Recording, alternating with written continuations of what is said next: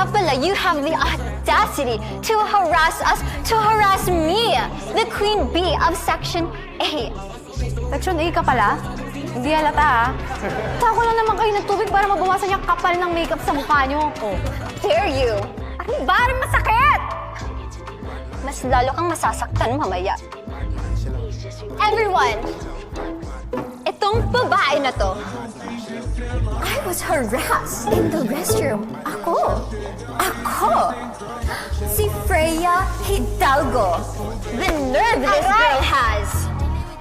Ano, bagay lang sa'yo yan at hindi mo kami ginalang. Oo nga. Hindi mo ba kami kilala? Hindi! Oo.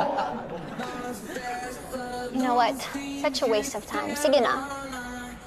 Since mabait naman ako, I'll let you go. If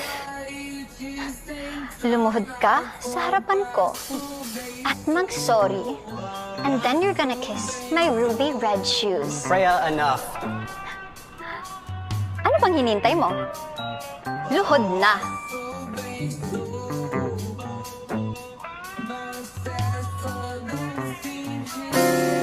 Nek mo!